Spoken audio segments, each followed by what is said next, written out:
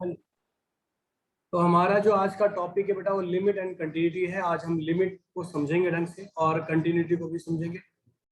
और ये चैप्टर 5 है 12th क्लास के लिए और 11th क्लास के लिए चैप्टर 13 और ये 17 क्लास है। बैकअप चल रहा है 11 12 दोनों के लिए मैं स्पेशली करा रहा हूँ। ठीक है, तो लास्ट क्लास में मैंने बताया था कि कहाँ कहाँ लिमिट होल्ड हो जाती है, यानी कहाँ कहाँ लिमिट डिफाइन की जा सकती है, बताया था ना। और कहाँ कहाँ नहीं हो पाती ये भी बताया था। यस और नो, इतना पता था ना। अब यस सर। एग्जाम्पल के तौर पे बात करते हैं। लिमिट x टेंस टू 5 दिया हुआ है। क्या दिया है? 5 दिया है और x प्लस 5 दे दिया है। तो 5 प्लस 5 कितना हो गया? 10। और जो 10 है वो क्या एक रियल नंबर है। अगर ये रियल नंबर है तो हम कहेंगे जी ये क्या है, रियलिस्टिक रिजल्ट दे रही है। अगर ये रियलिस्टिक रिजल्ट दे रही है तो इस फंक्शन के लिए ये एक लिमिट पॉइंट होल्ड करता है, यानी this is a limit point for this function. क्यों? क्योंकि रियलिस्टिक कंडीशन रिजल्ट दे रहा है। ठीक है, रिजल्ट रियलिस्टिक दे रहा है। यहां तक बात समझ में आ गई या नहीं आई? यहां तक बात क्लियर है? Yes sir. बट अगर यही लिमिट होती और फंक्शन में लिखा होता कुछ ऐसा, तब क्या होता? प्लस 5x माइनस 5 हो जाता, a plus b a minus b, फिर जीरो हो जाता, कट जाता, 0 बाई 0 बनता ना। और 0 बाई 0 Yes, मैंने कंडीशन क्या बताई थी लास्ट क्लास में? क्या पढ़ाया था? फिर ये लिमिट होल्ड नहीं करता। ये रहा नॉट डिफाइंड कंडीशन। क्या होती है? Not defined condition. ये लिमिट डिफाइन नहीं करता। बताया था ना।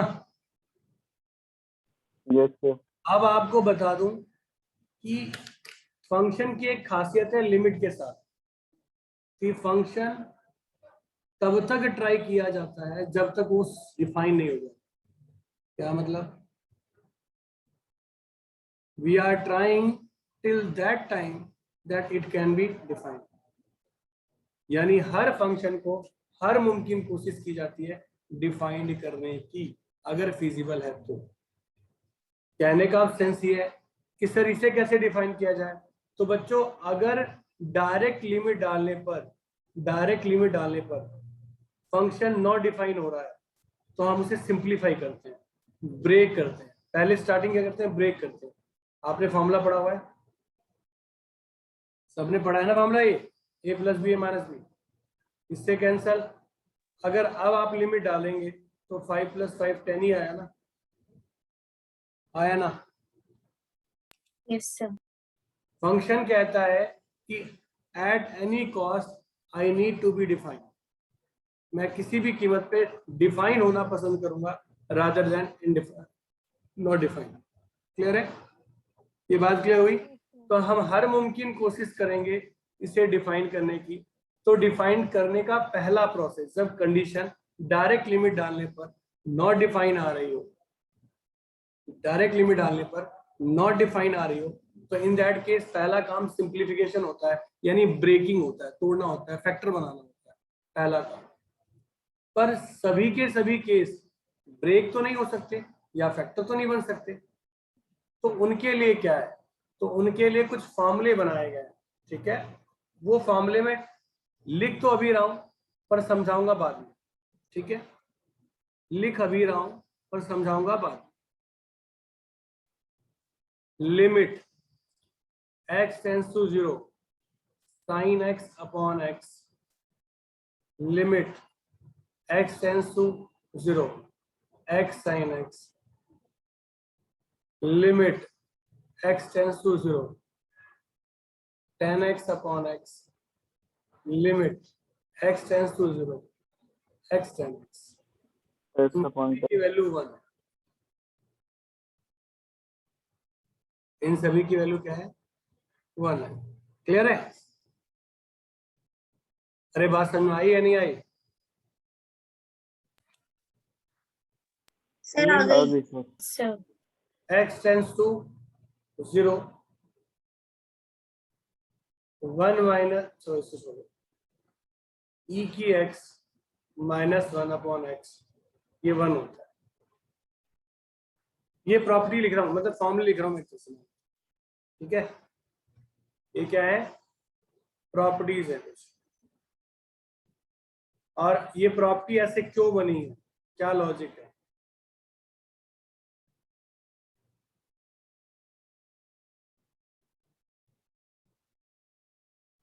ठीक, ये प्रॉपर्टी ऐसे ही क्यों बनी है, इनके पीछे क्या लॉजिक है, वो डिस्कस करेंगे बाद में।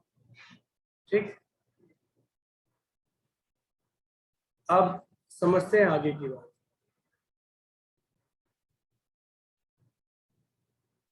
पहली कंडीशन क्लियर हो गई, दूसरी clear, limit x tends to 0, बच्चों 1 प्लस एक्स की पावर 1/x ई होता है। Limit x tends to infinity e होता है, एक्सपोनेंशियल होता है। ठीक, limit x tends to 0 log या ax माइनस 1 अपॉन x, ये लॉग a होता है। ठीक, ये 12th वालों ध्यान देना, और 11th वालों के लिए भी वार्निंग है, ये सारी की सारी फॉर्म एज इट इज पूछी जाएंगी। ठीक है, यस सर। और log 1 plus x upon x, ये 1 होता है। ठीक, limit x tends to a, x की पावर n, a की power n, x minus a, ये होता है n a n minus a। ठीक है, दीज आर बेसिक फंडामेंटल। तो अब आपने ये क्या करना है, फिलहाल तो मेमोराइज करना है। इसके पीछे एक रूल है, उस रूल को हम बोलते हैं एल ऑपिटल रूल। क्या बोलते हैं, एल ऑपिटल रूल। कैमरे ऑन होने चाहिए सभी के, ठीक, पर उसके लिए डिफरेंशिएशन आना चाहिए। तो ये 12th वालों को तो तुरंत समझ में आ जाएगा, अभी मैं कराने जा रहा हूँ, ये 12th वालों को तुरंत समझ में आएगा, पर 11th वाले शायद ना कर पाए। तो 11th वाले सिर्फ फॉर्मूला ध्यान रखना, आपको जब डिफरेंशिएशन पढ़ा दूंगा तो आपको भी समझ में आएगा। लॉजिक समझो, साइन एक्स अपॉन एक्स है, अगर मैं लिमिट डालता हूं यहाँ पर तो ये साइन 0 हो जाएगा ना, और ये 0 हो गया, साइन 0 0 होता है, ये 0 हो गया, तो ये तो नॉट डिफाइन हुआ ना, Yes, sir. नॉट डिफाइन हुआ।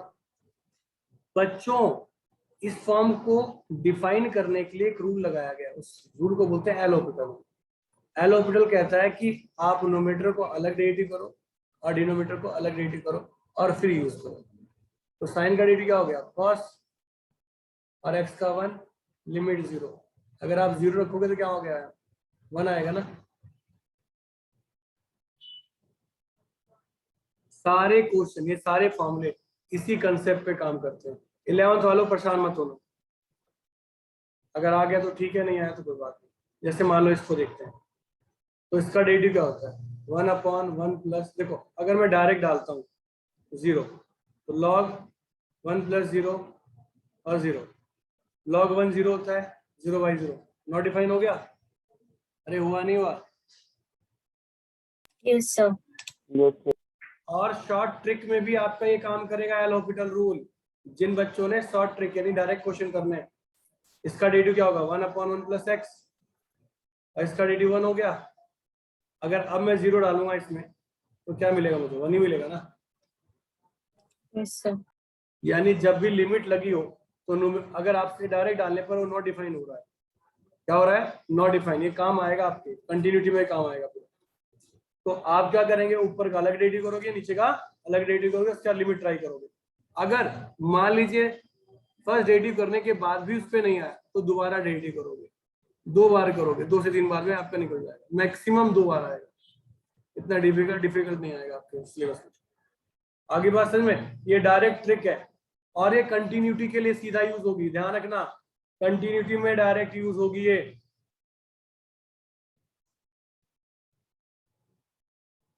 ठीक है, चले बढ़े आगे, अरे बढ़ू ना, यस सर। फॉर्मूले ट्राई कर लेना, फॉर्मूले यही है।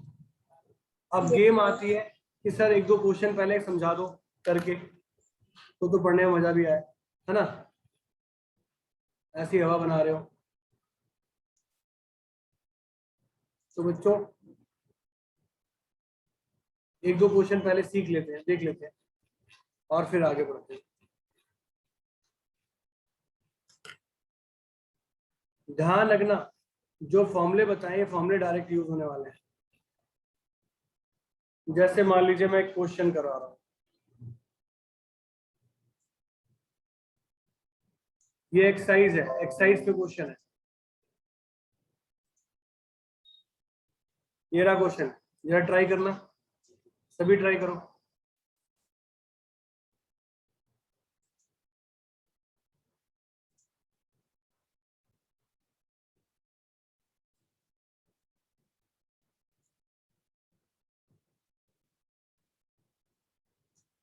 Limit x tends to 2, factor क्या बनेगा, नीचे तो x प्लस 2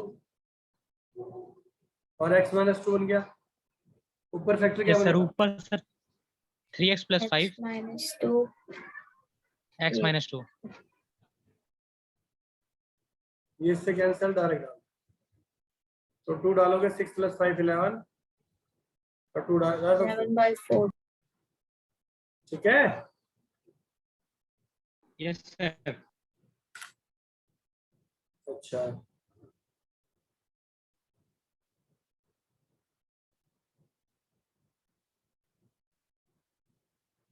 ये 11th क्लास का है, ध्यान रखना, ये भी जो मैं बता रहा हूँ 1-2 क्वेश्चन, और इसके बाद मैं आ रहा हूँ कंटिन्यूटी के ऊपर। अगला ये क्वेश्चन, जिनमें डायरेक्ट डालकर निकल आती है वैल्यू तो वो तो डायरेक्ट हो जाते हैं, पर जो डायरेक्ट नहीं निकलते उनमें प्रॉपर्टी यूज करनी पड़ती है, इस बात का ध्यान रखना। करिए ट्राई,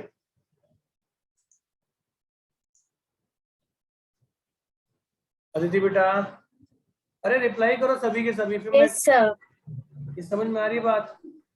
मैंने Yes, कहा sir. है आपकी शॉप पे गया, 9,999 पैसे का मैं सामान लिया, तो कितने चार्ज करोगे मुझसे, 10,000. 10,000 ना, हाँ या ना। Yes, sir.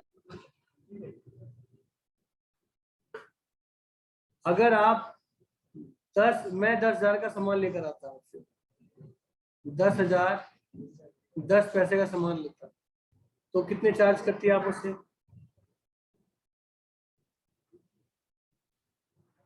11,000. अरे What वाह the- बेटा, अरे 10,000 भाई 10 पैसे का सर सामान 10,000 लिया, ही। 10,000. Yes, sorry.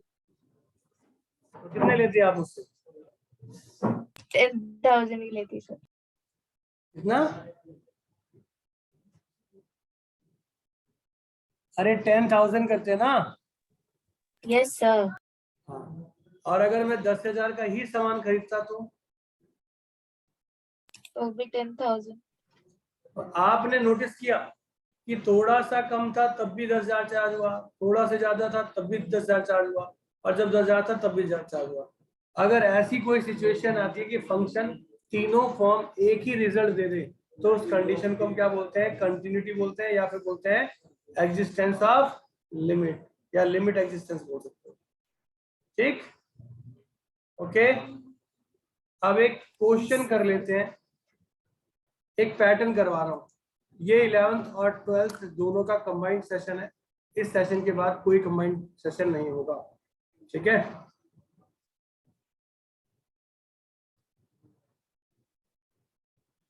देखो ये क्वेश्चन एक करवा रहा हूँ, इसे पूरा पैटर्न के थ्रू में लिखवाऊंगा, पूरे पैटर्न में लिखवाऊंगा, तो प्लीज ध्यान देना। ये रहा आपके पास क्वेश्चन, दिखाई दे रहा होगा आप लोगों को, ठीक। अब देखो आप यहाँ पर दो कंडीशन बता, left hand limit, right hand limit. Left hand, ध्यान रखो ये सिंबल क्या कहता है कि x छोटा है, इसकी ओर क्या इंडिकेट कर रहा है, लेफ्ट साइड के ना, तो limit x tends to 1 minus, और इसके लिए फंक्शन क्या हो गया, x square minus 1, limit x tends to 1 plus, function क्या हो गया, माइनस एक्स स्क्वायर माइनस 1, ठीक।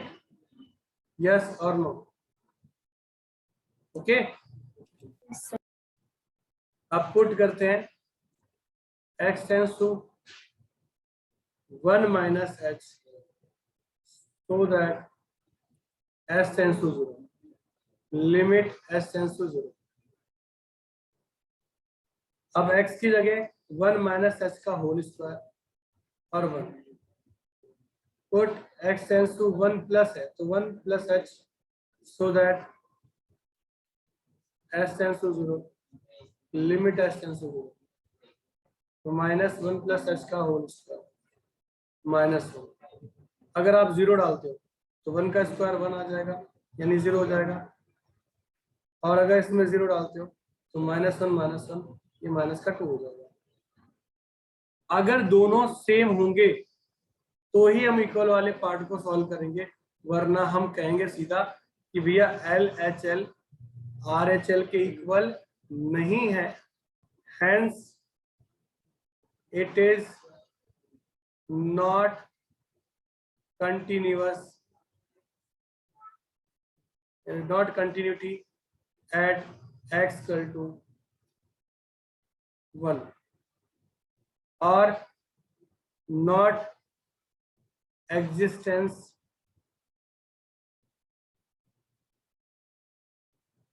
of limit at x equal to 1। Clear हुई बात या नहीं? अगर दोनों इक्वल होते तो तीसरी कंडीशन लिखते, लिमिट x टेंड्स टू 1, और जो भी फंक्शन था लिख के उसकी वैल्यू डायरेक्ट ला देते। आगे बात समझ में, हाँ या ना? क्लियर हुई या नहीं हुई? अरे नहीं हुई, सर। रिस्पॉन्ड नहीं हुई? ये सर नहीं हुई, कहाँ से दिक्कत आई? इसको दोबारा एक बार एक्सप्लेन कर दीजिए। देखो ये रहा फंक्शन, ये माइनस में क्यों लिखा गया और ये प्लस में क्यों लिखा गया, पता चल गया? देखो यस सर। x क्या है, छोटा है, यहाँ x बड़ा है, बड़े में प्लस लगाया और छोटे में माइनस लगाया, ठीक। अब एक गेम है, मतलब यहाँ पर समझने वाली बात यह है कि अगर कुछ घट रहा है, तो हम क्या करते हैं, माइनस करते हैं। देखो माइनस क्या है, कुछ बढ़ रहा है तो प्लस किया। यहाँ जो h है ना, h एक बहुत छोटी वैल्यू है, h क्या है, बहुत माइनर वैल्यू, 0.001। अगर मैं सीधे बात करूं तो 1 में से अगर 0.001 घटाते हो तो क्या फर्क पड़ेगा कुछ? No sir. तो 0 अप्रोक्सीमेट, देखो h मैंने क्या माना, 0.001 माना, तो ये किसको अप्रोच कर रहा है, 0 पे अप्रोच कर रहा है ना। इक्वल अलग चीज है, टेंस टू अलग चीज है, ध्यान रखना। इक्वल कोई वैल्यू है यहाँ पर 0.001, पर 10h जो है वो अप्रोच किसको कर रहा है, 0 को कर रहा है। इसीलिए मैंने यहाँ पर लिखा, क्या यहाँ लिखा कि h क्या है, अप्रोच कर रहा है 0 को, यानी अप्रोचिंग वैल्यू है, बहुत नियरेस्ट है किसके, 0। क्लियर है? Yes sir. इसीलिए यहाँ पर ना x जो है वो चेंज होकर h बन गया। जब तक x को h नहीं बनाओगे तब तक क्वेश्चन नहीं सोल्व करेंगे। क्यों नहीं करेंगे इसके बारे में आपको अगली क्लासेस में पता चल जाएगा, ठीक है। और फिर मैंने x को चेंज कर दिया, यहाँ भी कर दिया। अभी क्लियर है? अभी समझ में आया है, नहीं आया? नहीं आया तो प्लीज पूछो। Clear sir. Yes, sir. 12th वालों, Yes, sir. Yes, sir. 11th clear है? चलिए, तो आज की क्लास यहीं तक। नेक्स्ट क्लास में आगे पढ़ेंगे, आगे सीखेंगे इसके बारे में। अब स्टैंडर्ड दोनों का अलग अलग हो जाएगा, तो नेक्स्ट क्लास से एक साथ नहीं पढ़ेंगे, ठीक है। 11th वालों 5 मिनट में रिज्वाइन कर लेना अगली क्लास के लिए। तो आज की क्लास यहीं समाप्त की जाती है। तो नेक्स्ट क्लास में मिलते हैं। बाय बाय, टेक केयर, अपना ध्यान रखिएगा।